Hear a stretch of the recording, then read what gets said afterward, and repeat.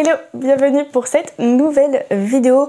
Aujourd'hui on se retrouve, même si l'année n'est pas encore totalement terminée, on se retrouve pour un bilan écriture de l'année et on va voir un petit peu mes objectifs pour 2024.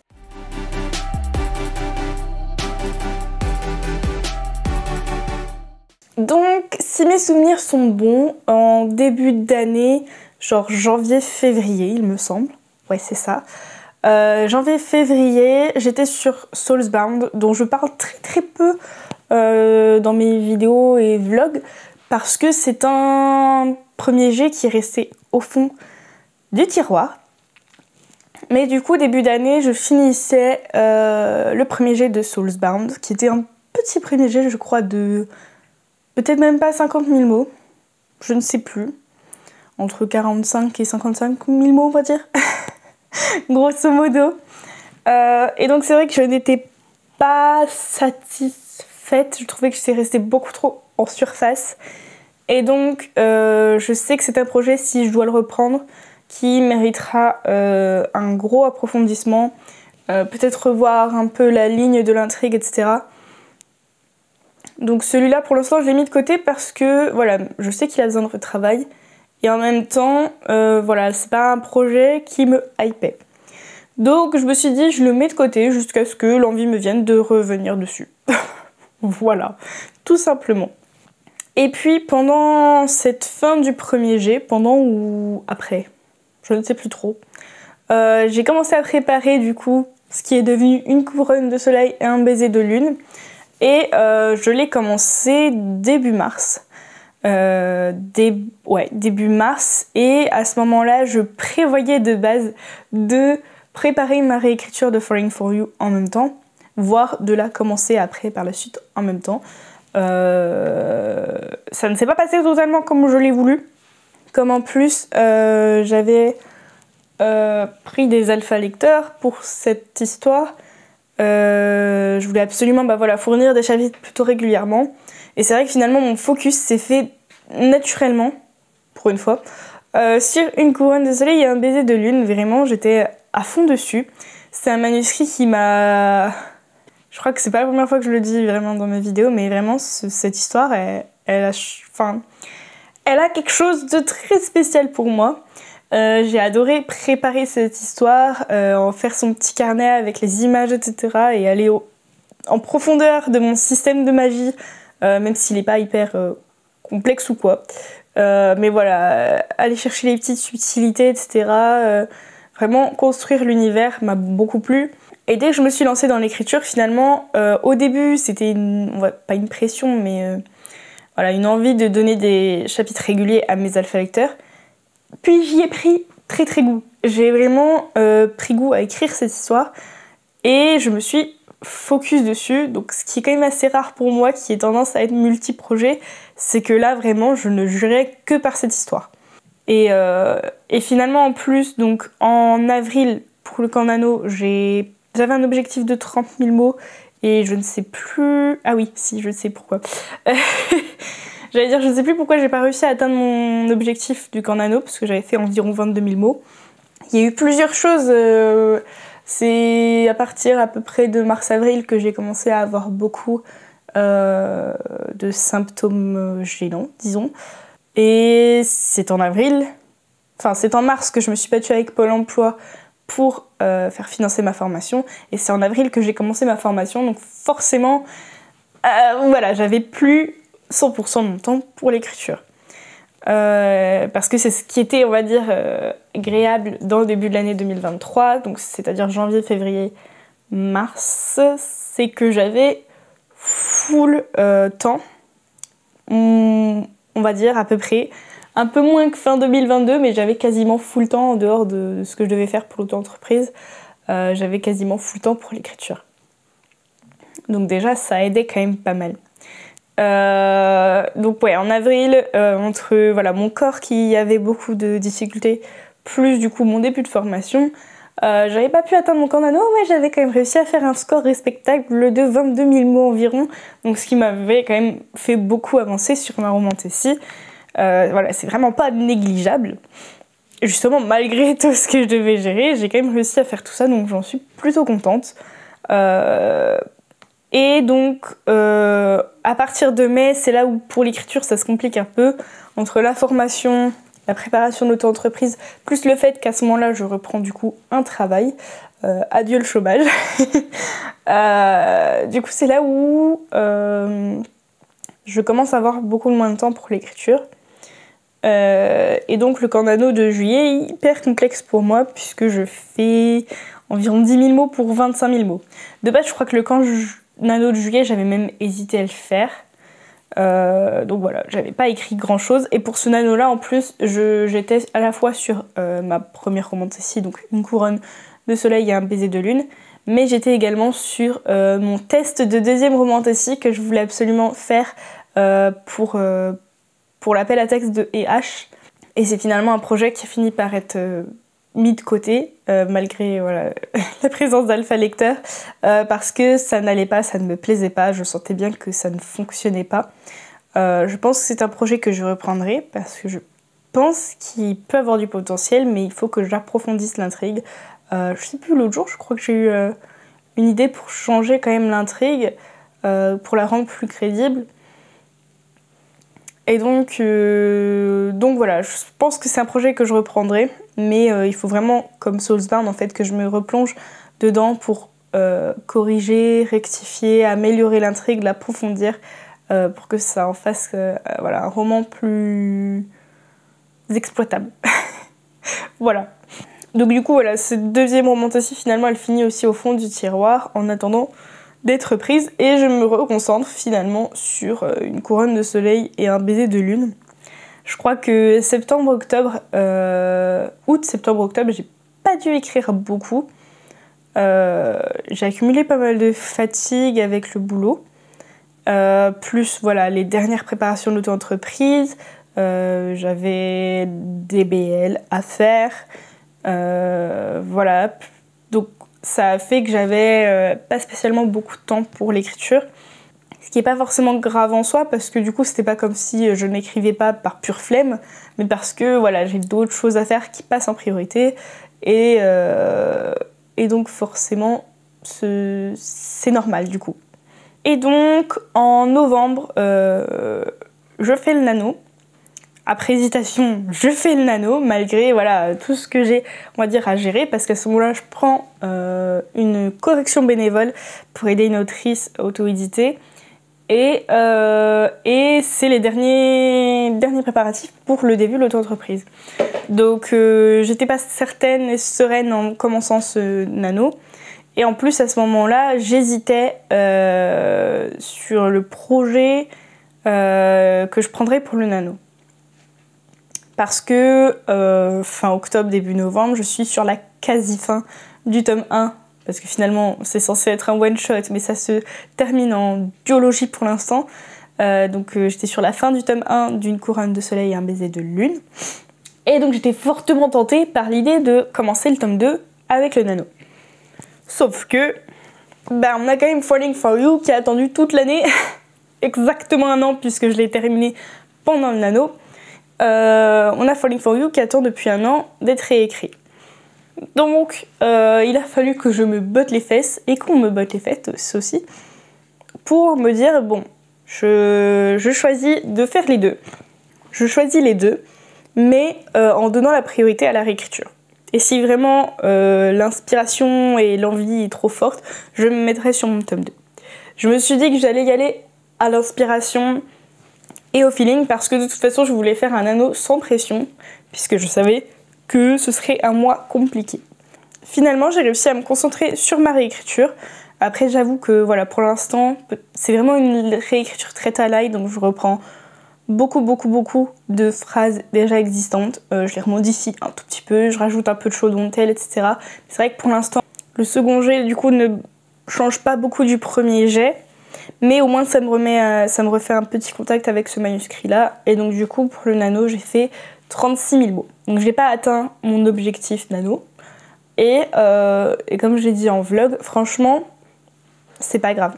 Donc c'est pas grave, je suis quand même contente d'avoir pu me concentrer sur ma réécriture.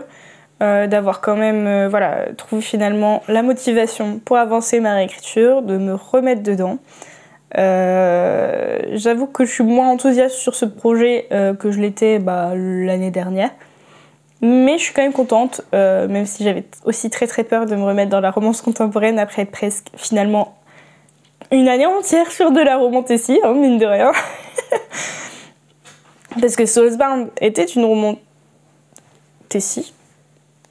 Du coup, je ne sais pas pourquoi Une couronne de soleil et de lune, je l'appelle ma première romantasy, parce que c'est clairement pas la première. Mais c'est pas grave. Donc Soulsbound était finalement de la romantasy, je ne sais pas pourquoi je ne l'ai pas classifié comme ça. Une couronne de soleil et de lune était une romantasy, puis il y avait cette finalement troisième romantasy. Donc c'est vrai que j'ai quasiment fait une année complète sur de la romantasy, après des années finalement quasiment que de romance contemporaine.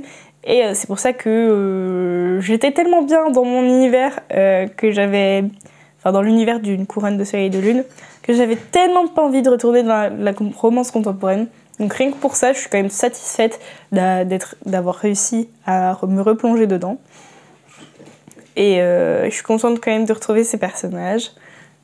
Et voilà. Et même si c'était plus simple parce que c'était la réécriture et que je reprenais énormément de bouts déjà écrits, je suis quand même contente d'avoir fait ces 36 000 mots, malgré voilà, ma correction, malgré mon auto-entreprise, malgré des heures sup au travail, etc.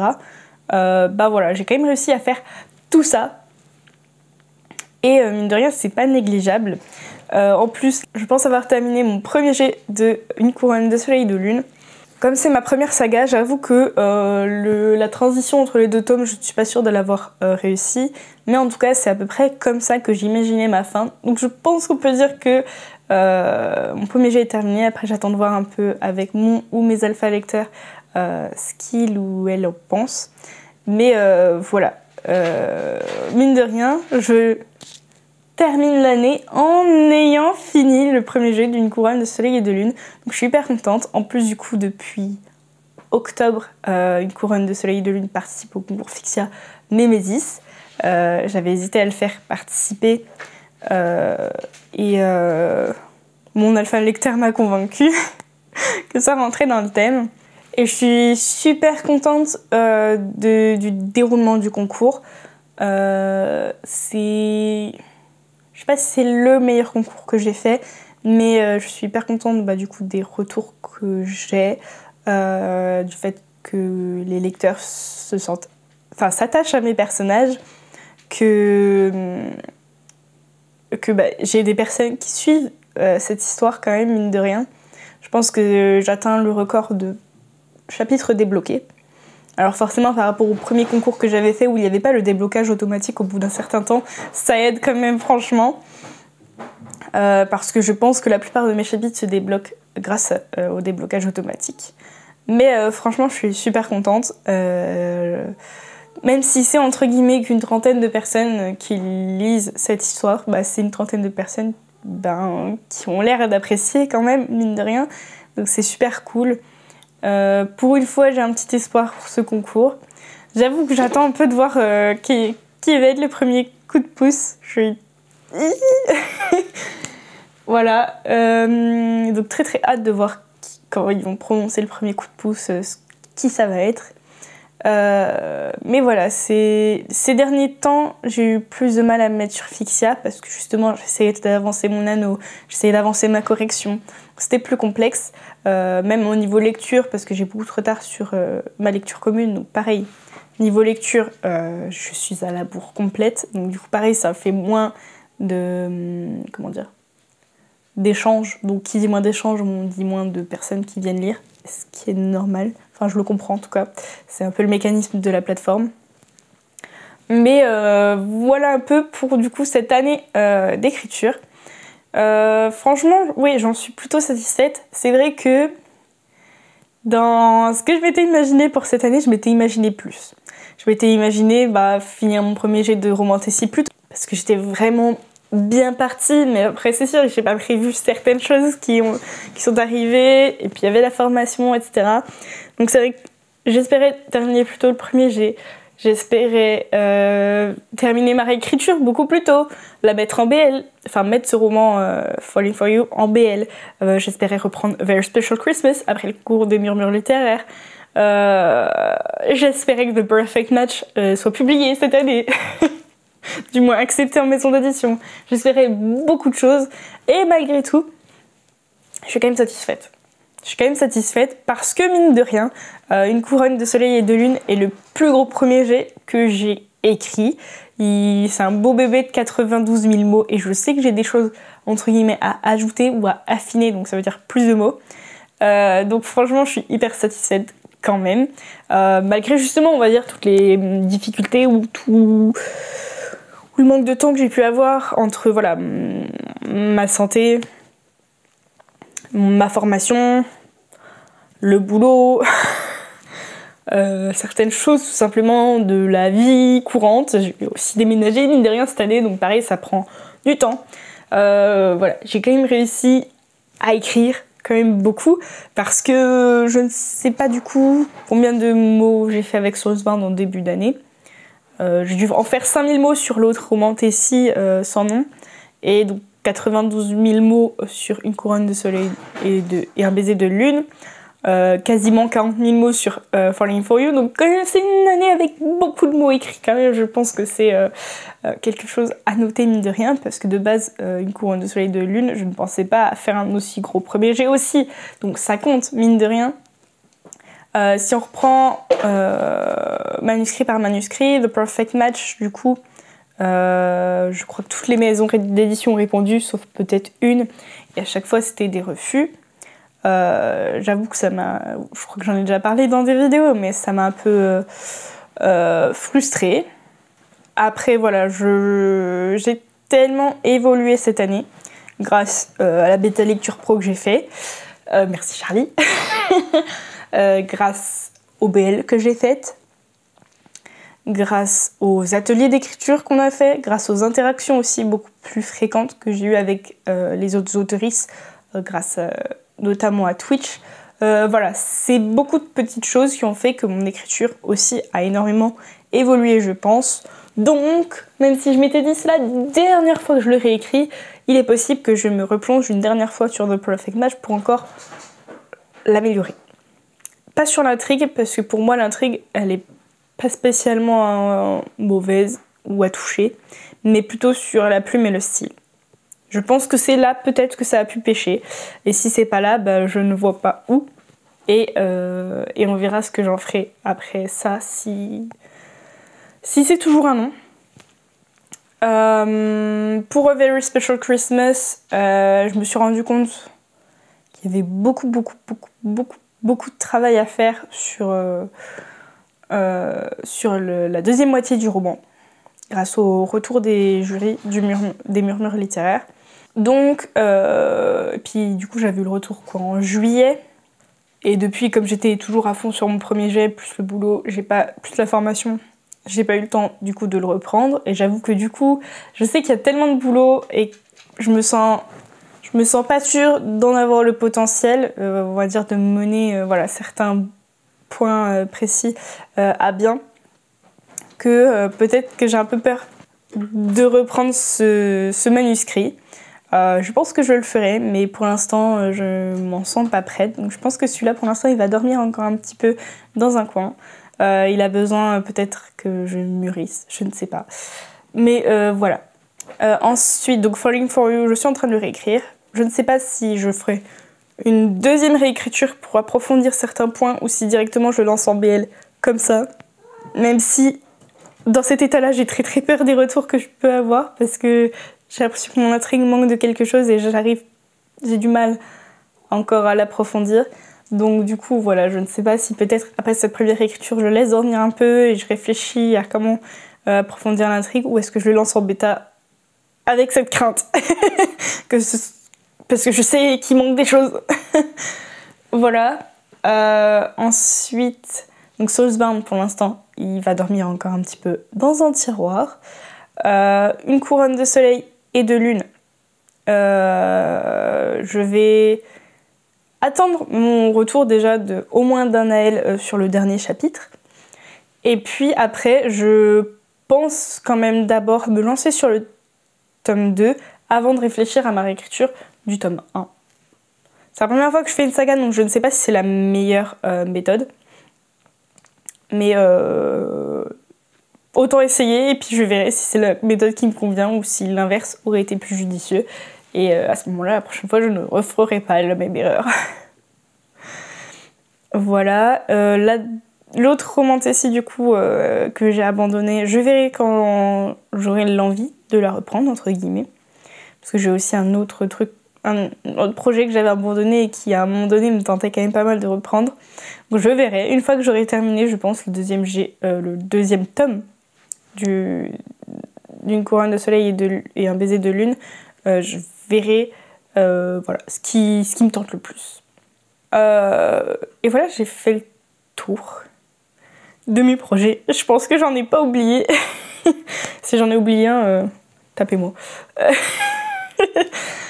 Du coup, pour mes objectifs 2024, c'est hyper dur, je trouve, à prévoir. Parce que vraiment, 2024, c'est un peu comme cette fin d'année 2023, je ne savais pas par quel bout la prendre. Je ne sais pas si voilà, mon auto-entreprise aura des demandes. Je ne sais pas si je vais rester longtemps dans ce boulot-là. Parce que je regarde régulièrement si je peux trouver de meilleures occasions. Parce que c'est pas toujours la folie au travail. Donc voilà. C'est vrai que finalement, j'ai vraiment du mal à visualiser comment pourrait se passer l'année 2024 et je voudrais pas non plus me mettre des objectifs inatteignables parce que c'est le meilleur moyen de se frustrer et de se démotiver. Donc c'est un peu complexe. Je pense que je vais surtout y aller sans pression et faire au mieux. Parce que c'est sûr que si j'ai pas de presta, je vais pouvoir avancer à fond mon écriture et bon, voilà, forcément ça sera cool dans un sens. Mais si j'ai des prestats, voilà, le rythme d'écriture sera pas le même. Bref, pour conclure, déjà, je pense que l'année 2024 sera quand même vachement centrée sur une couronne de soleil et de lune, sauf si un projet, on va dire, me saute en tête et ne me quitte plus. Mais voilà, je pense que 2024, ce sera l'écriture du tome 2.